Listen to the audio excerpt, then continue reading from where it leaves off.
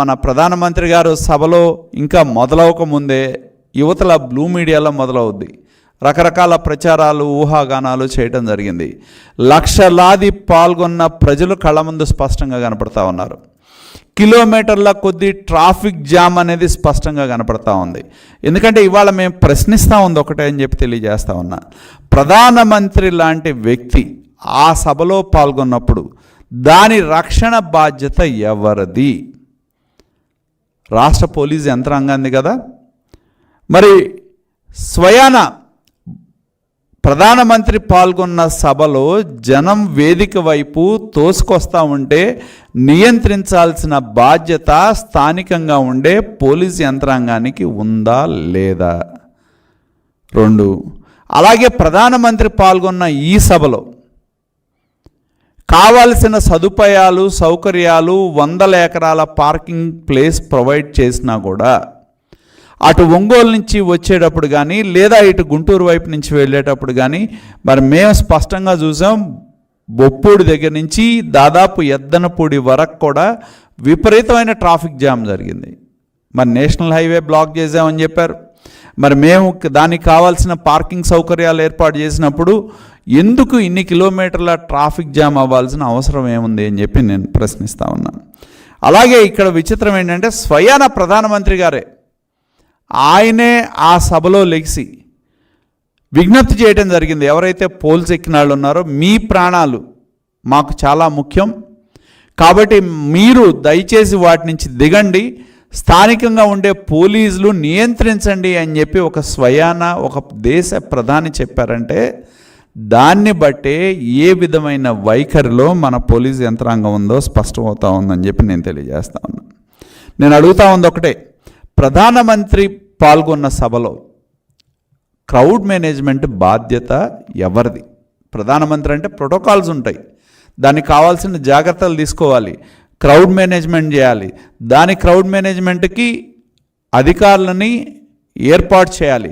అధికారులను ఏర్పాటు చేయటమే కాదు, నియంత్రించే విధంగా పర్యవేక్షణ చేయాల్సిన బాధ్యత సీనియర్ పోలీస్ అధికారుల మీద ఉంటుంది. ఇక్కడ ఒకటి స్పష్టంగా అర్థమవుతూ ఉంది. ఎందుకంటే దీనిలో ఈ క్రౌడ్ మేనేజ్మెంట్ దానిలో కానివ్వండి, బాధ్యతలో కానీ ఎవరు ఎందుకు నిర్లక్ష్యం వహించారనేది తేలాల్సిన అవసరం ఉందని చెప్పి నేను తెలియజేస్తా ఉన్నాను. ఎందుకంటే ఒక ప్రధానమంత్రి పాల్గొన్న సభలో మరి మేము సిఈసిని కూడా విజ్ఞప్తి చేస్తూ ఉన్నాం. దీని మీద ఒక స్పష్టమైన విచారణ చేయాల్సిన అవసరం ఉంది. ఎవరైతే సీనియర్ అధికారులు వివిధ అంశాల్లో ప్రధానమంత్రి భద్రత కానివ్వండి, క్రౌడ్ మేనేజ్మెంట్ కానివ్వండి, ట్రాఫిక్ను కానీ నియంత్రించాల్సిన సీనియర్ పోలీసు యంత్రాంగం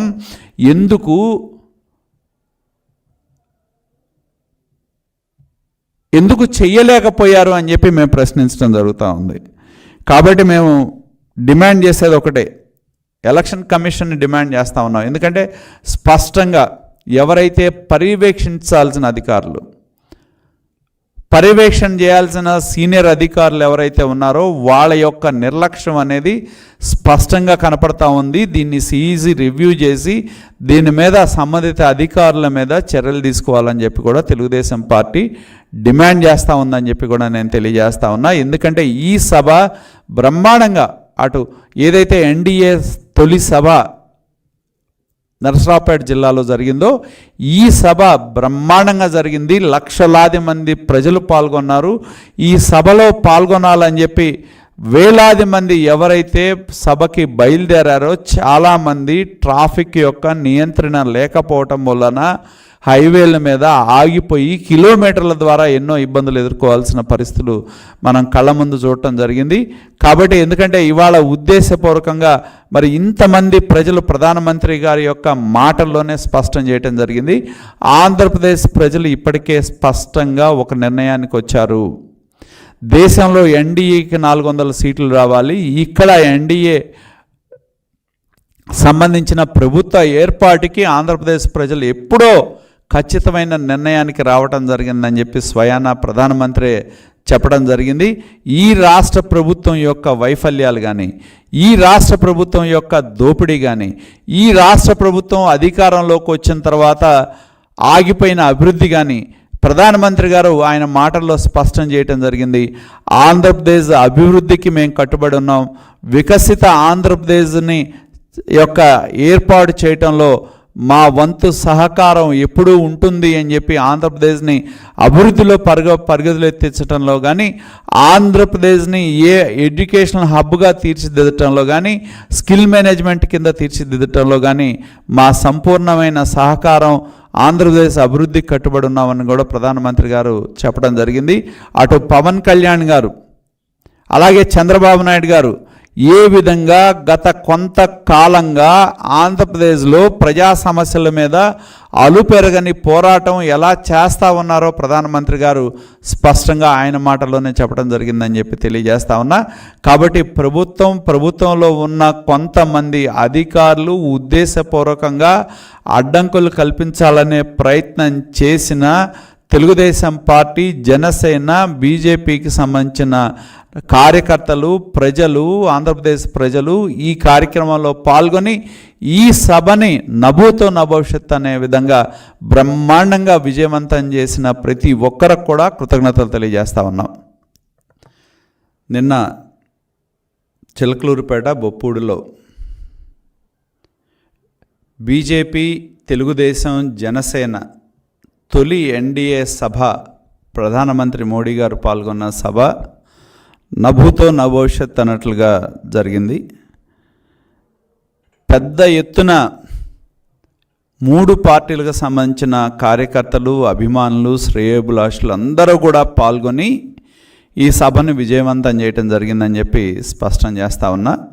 అదే విధంగా ఈ సభకి రావాలని ఈ చుట్టుపక్కల 6-7 జిల్లాల్లో మారుమూల గ్రామాల్లో నుండి బయలుదేరిన ప్రజలు కిలోమీటర్ల మేర ట్రాఫిక్ జామ్ అవటం వలన చాలామంది, వేలాది మంది సభా ప్రాంగణం వరకు కూడా చేరుకునే పరిస్థితులు మనం చూసాం. అలాగే ఈ సభ స్పష్టంగా ప్రధానమంత్రి గారు పాల్గొన్న ఈ సభలో ప్రధానమంత్రి గారు వివిధ అంశాలు స్పష్టం చేయటం జరిగిందని చెప్పి నేను తెలియజేస్తా ఉన్నాను. ఆయన ఒకటి స్పష్టం చేశారు, ఆంధ్రప్రదేశ్ ప్రజల కష్టాలు నాకు తెలుసు అని చెప్పి చెప్పడం జరిగింది. వచ్చే 5 ఏళ్ళు ఎంతో కీలకమని కూడా స్పష్టం చేయటం జరిగింది. ఈ కష్టకాలంలో ఆంధ్రప్రదేశ్ ప్రజలకి అండగా ఉంటాను అని చెప్పి కూడా ప్రధానమంత్రి గారు స్పష్టం చేయటం జరిగింది. అలాగే జగన్మోహన్ రెడ్డి పాలన గురించి కూడా కీలకమైన వ్యాఖ్యలు కూడా ప్రధానమంత్రి గారు చేశారు. ఈ 5 ఏళ్లలో ఆంధ్రప్రదేశ్లో అభివృద్ధి ఆగిపోయిందని చెప్పి స్పష్టం చేశారు, కుంటుపడిందనేది చెప్పడం జరిగింది. అలాగే అవినీతి దోపిడీలో ఈ ప్రభుత్వంలో ఒకరికొకరు పోటీ పడతా ఉన్నారని కూడా చెప్పడం జరిగింది. అదే కాదు, ఆంధ్రప్రదేశ్ ప్రభుత్వం మీద ప్రజాగ్రహం అనేది విస్పష్టంగా ఈ సభలో పాల్గొన్న ప్రజలను చూస్తేనే ఎంత ఆగ్రహంతో ప్రజలు ఈ ప్రభుత్వం మీద ఉన్నారో స్పష్టంగా కనపడతా ఉంది, కళ్ళ కట్టినట్టు కూడా అని చెప్పి ప్రధానమంత్రి గారు చెప్పడం జరిగింది. ఈ అరాచక పాలనకి అంతం పలికేదానికి ప్రతి ఒక్కరు కూడా ఆంధ్రప్రదేశ్ అభివృద్ధికి బాట వేయటానికి, ఈ అరాచక పాలనకి అంతం చేయాలని కూడా స్పష్టం చేయడం జరిగింది. అదేవిధంగా ముఖ్యంగా ప్రధానమంత్రి గారు కేంద్ర ప్రభుత్వం ఇచ్చిన ఎన్నో నిధులు ఏవైతే ఉన్నాయో, ఆరోగ్యశ్రీ కావచ్చు, ఇతర నిధులు కావచ్చు, వినియోగంలో కానీ కేంద్ర ప్రభుత్వం నిధులు ఇచ్చినా కూడా వాటి మీద స్టిక్కర్లు వేసుకొని వాళ్ళ పథకాలంటూ కూడా ప్రచారం చేసుకుంటున్నారనేది స్పష్టం చేయటం జరిగింది అని చెప్పి తెలియజేస్తా ఉన్నా. అదేవిధంగా ఇవాళ మేము ప్రశ్నిస్తూ ఉంది ఒకటే, ఎందుకంటే